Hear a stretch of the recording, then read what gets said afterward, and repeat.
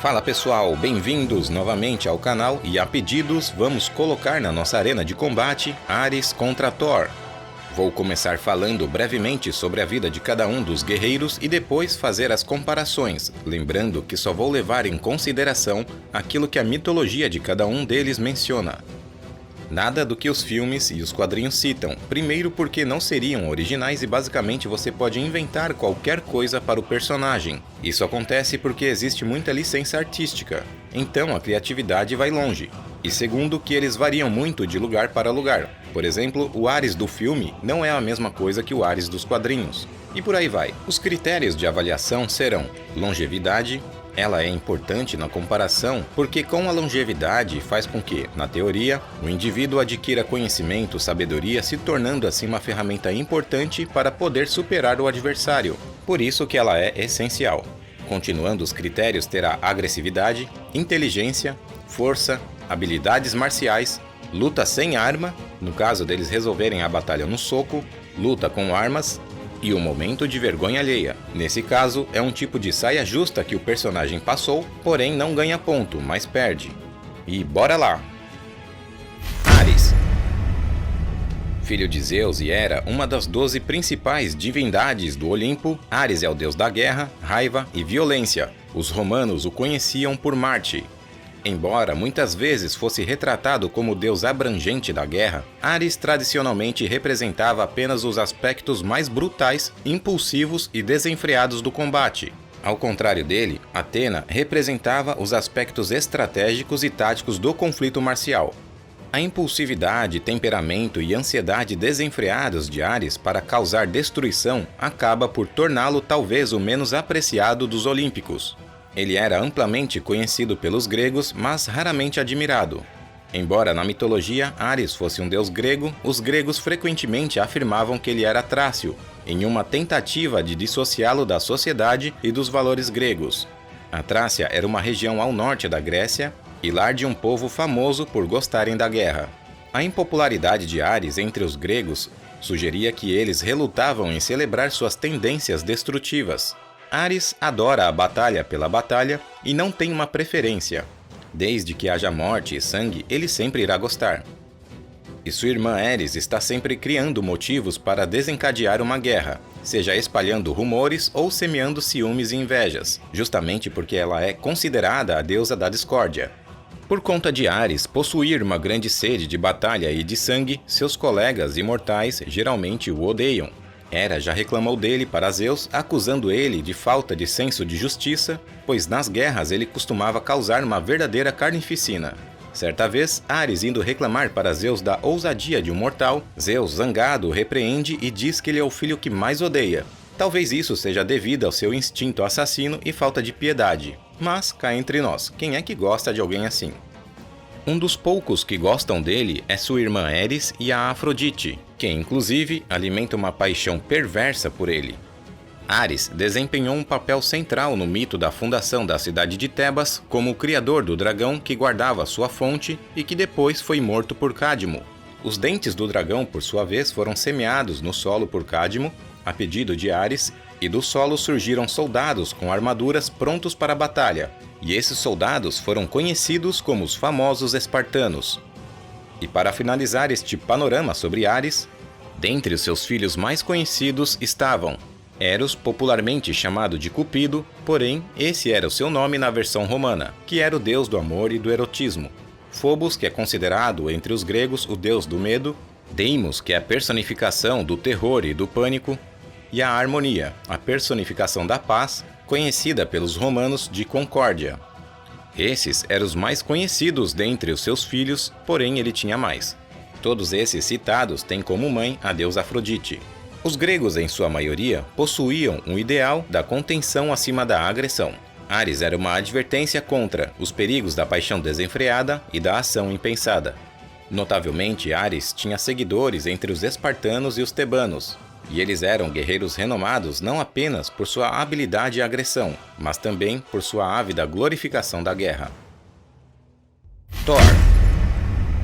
Dentre os mais famosos personagens da mitologia nórdica está Thor, o deus dos relâmpagos e trovões, o famoso filho de Odin, conhecido por empunhar o seu martelo mágico que derrubava qualquer um com apenas um golpe, o Mjolnir, que por sua vez significa triturar.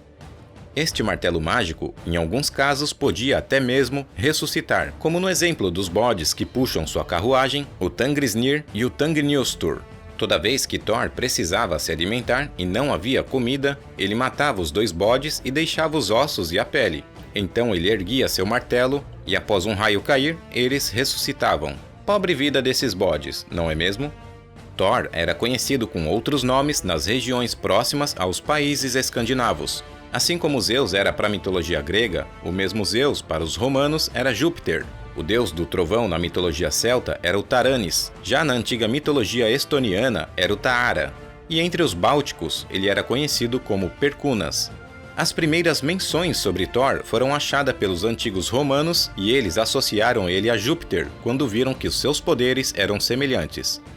Thor também, segundo a sua mitologia, era casado com Sif, conhecida pelos seus lindos cabelos dourados, e com ela teve uma filha chamada Trude, que era a regente do tempo, e também tinha um filho chamado Mod, que inclusive sobreviverá ao Ragnarok, assim como seu meio-irmão Magni, e herdarão o martelo de seu pai, o Mjolnir. Fora Sif, ele também tinha uma amante que, por sua vez, era uma Jotun. Seu nome era Jarksasha. Com essa gigante, ele teve um filho chamado Magni, conhecido pela sua força descomunal. Acima de tudo, Thor era descrito como corajoso, forte, feroz e que amava lutar, raramente deixando passar uma oportunidade de se envolver com isso. Pouco mencionado, além do martelo, Thor usava um cinto mágico chamado de Megingjord, que significa literalmente cinto de poder. Este cinto fazia sua força dobrar, tornando ele quase imbatível. Um acessório que ele precisava para poder empunhar o martelo eram as luvas de ferro chamadas de Jarngreipur, que significa garras de ferro.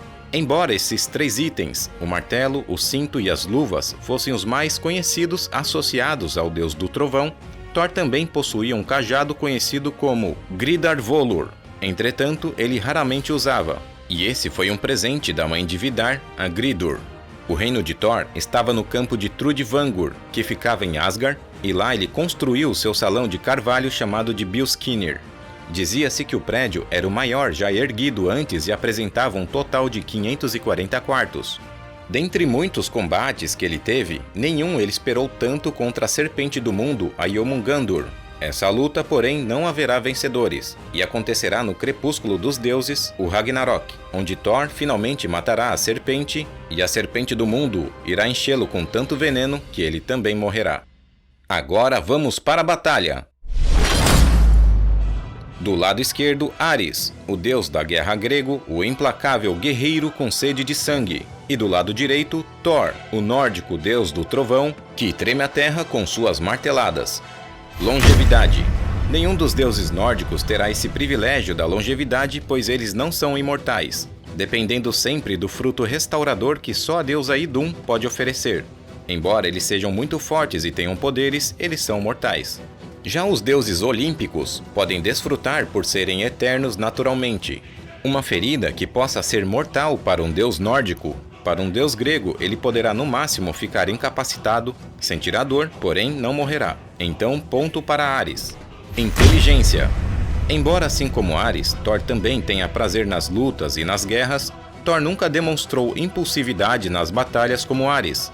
O grande problema de Ares é que, sedento pela batalha, ele ignorava as estratégias básicas, coisa que não vemos nas batalhas de Thor. Além disso, Thor tem o próprio reino para defender e ele não pode se dar ao luxo de não administrar corretamente. Nesse aspecto, ponto para Thor. Agressividade. Em todo momento da guerra, a agressividade precisa tomar conta do guerreiro para que ele possa se defender e atacar também. Nos relatos da luta de Thor, mostra ele sempre sendo agressivo, mas nada comparado a Ares, que é agressivo a ponto de ganhar o desgosto da própria mãe, a Hera. Além da agressividade insana que ele possui, ele consegue inspirar agressividade nos homens por quem ele luta. Então, ponto para Ares. Força. Ares, embora seja imbatível quando está lutando junto a homens mortais, as demonstrações de força bruta que ele tem não são das melhores. visto que certa vez 2 gigantes, conhecidos como os Aloidas, tentaram invadir o Monte Olimpo para sequestrar Ártemis e Hera, e nisso aprisionaram Ares num jarro de bronze, contra sua vontade, e ele ficou lá preso por 13 meses, chegando ao esgotamento até que Hermes chegou e tirou ele de lá. Em contrapartida, Thor demonstrou a sua força quando certa vez teve que participar de 3 desafios propostos pelo gigante Utgarda-Loki. E um desses desafios era levantar o seu gato. Thor concordou com o desafio e o gato do gigante tinha o tamanho de um homem. Porém, Thor apenas conseguiu levantar uma pata do gato. Inconformado após sair do reinado do gigante, Skirmir aparece a eles e diz que os desafios não passavam de uma grande ilusão. O gato que Thor levantou apenas uma pata se tratava da Jormungandr, a serpente do mundo, e ele foi capaz de levantar uma parte dela. E isso mostra como Thor é extremamente forte, e nesse caso, ponto para Thor. Habilidades marciais. Ares é sempre retratado com espada e escudo ou portando uma lança. E por se envolver em muitas guerras, ele desenvolveu diversas habilidades com uma variedade de armas. E com essas habilidades ele promovia um verdadeiro massacre nos combates, como relatado nas guerras de Troia. Thor, embora respirasse guerra, não mostra habilidades diversificadas com armas. Ele sempre carrega o seu martelo, embora fosse suficiente para resolver qualquer problema. O critério aqui é o aprimoramento do guerreiro em conhecer várias técnicas, e nesse aspecto, ponto para Ares. Luta sem armas. Como vimos a força descomunal de Thor sendo capaz de levantar a serpente do mundo, numa luta sem armas, alguns socos seriam capazes de derrotar Ares. A imortalidade de Ares não o impede de ficar incapacitado, e uma vez incapacitado, poderia ser preso para sempre. Dificilmente ele teria uma boa administração da luta para tentar detê-lo pelo cansaço, uma vez que ele é extremamente impulsivo, ao contrário de sua irmã, Atena. Então, ponto para Thor. Luta com armas. Embora Ares possua uma destreza no manuseio de armas e no combate marcial, não há em sua mitologia nenhuma menção que ele possua algum poder que ele possa lançar sobre o inimigo, ou alguma arma especial como o tridente de Poseidon ou o raio mestre de Zeus. Não há nenhuma menção também em sua mitologia na qual ele consiga invocar exércitos sobrenaturais. Thor, por sua vez, possui o martelo mágico Mjolnir, que mata apenas com um golpe, e assim como a lança de Odin, a Gungnir, ele nunca erra o seu alvo após lançado. Ares, com suas armas convencionais, não iria conseguir superá-lo. Então, ponto para Thor. Momento vergonha alheia. Esse é aquele momento de saia justa que ninguém gosta de ser lembrado por ele. Pois bem, vamos nos lembrar.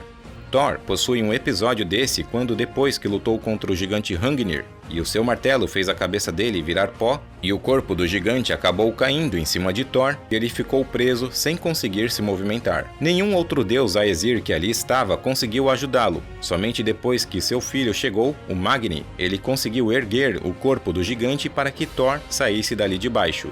Mas que vergonha, hein, Thor? Já Ares, como disse antes, tem o episódio dos gigantes que o aprisionaram dentro do jarro de bronze e ele não conseguiu sair de lá, ficando preso por mais de um ano. Uma vez também, Hefesto pegou no flagra a sua esposa Afrodite e Ares num ato de adultério. Como a rede de segurança de Hefesto pegou os dois, ele aproveitou e chamou os outros deuses para verem os dois presos e pelados, pegos no ato. Quer vergonha maior que essa? Bom, nesse caso, menos um ponto para Ares.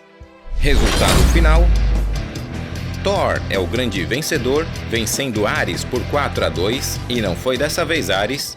Bom pessoal, essa foi a grande batalha, mas me diga aí nos comentários para quem você estava torcendo e comente aí também quem você gostaria de ver nas próximas batalhas. Valeu pessoal, até a próxima e tchau tchau!